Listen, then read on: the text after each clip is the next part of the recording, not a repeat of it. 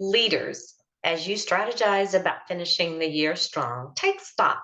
What successes are you checking off your personal leaderboard? Your organization relies on you to show up at your best, physically and mentally. Recent studies recommend parents include mental health exams in their children's health checkups. Examinations that check for anxiety in kids of elementary school age, and examinations that check for depression in teenagers. When you stop and reflect on these recommendations, adults should include mental health exams in their checkups as well. We can all agree that our lives are jam packed. Each day brings experiences that we may or may not control.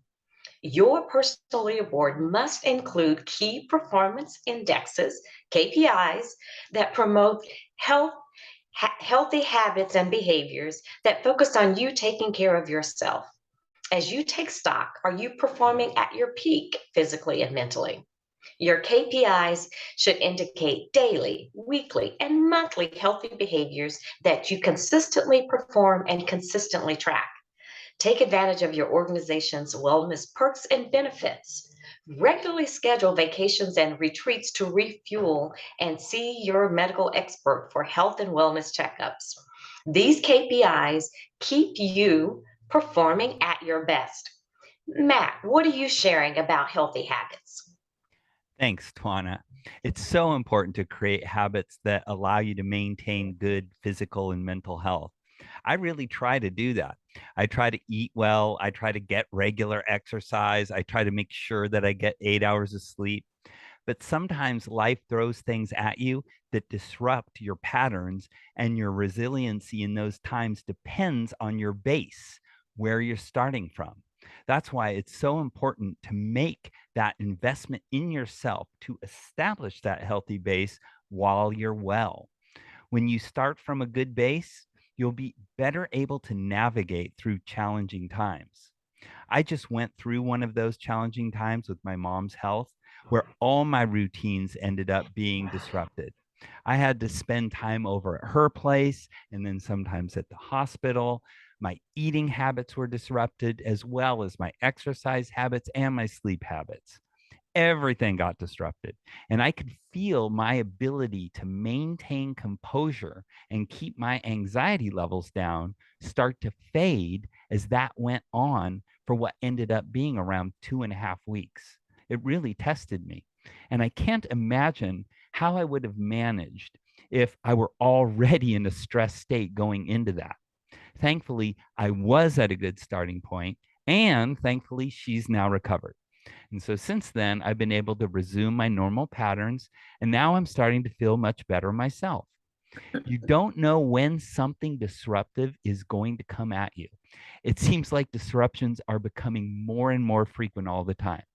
That raises the stakes for maintaining a healthy baseline when you can. Kimberly, what are your thoughts? Thank you, Matt. Both of you have shared some great insights into healthy habits. Very often, it's when we are in the midst of change or life is happening, we give up the very foundation that keeps us sane and healthy mentally, physically, and emotionally. I like to look at change as a test in self care. In essence, it's teaching us to honor our core foundations of wellness in order to best get through it. I recently read a book by Matt Kahn. He's considered as much as a spiritual influencer as the Dalai Lama and Eckhart Tolle. In his book, he says the universe always has a plan. He discusses that change and adversity is really an opportunity.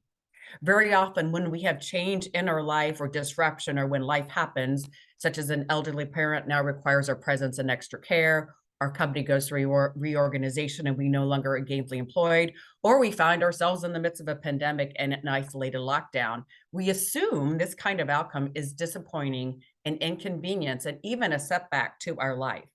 What Matt encourages in his book is, on the contrary, he wants us to realize and know that change that is happening will always leave us in a better state than before the change, more so from a spiritual, social, emotional level, necessarily versus just like physical circumstances. We may feel at first the loss of our job or a divorce is excruciating, devastating, but very often years later, we realize it was that midst of pain, fear, and inconvenience was really the best thing that happened to us, right? Realizing that there is a gift we cannot see in the midst of the pain can permit us to not abandon our habits of self-care, but to actually reach for those moments of self-care, knowing the outcome will be fine and we will be eventually too, and even better than before the initial change.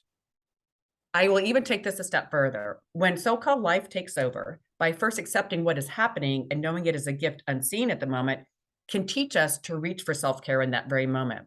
By then practicing self-care, we will know we will be changed for the better, and it helps us actually get through it. And third, by actually being thankful for the adversity we are going through, will actually help us fast track through the adversity and the challenge. So stop resisting, start accepting, and taking care of yourself in the process, and you will get to the other side much quicker and a healthier wellness moment.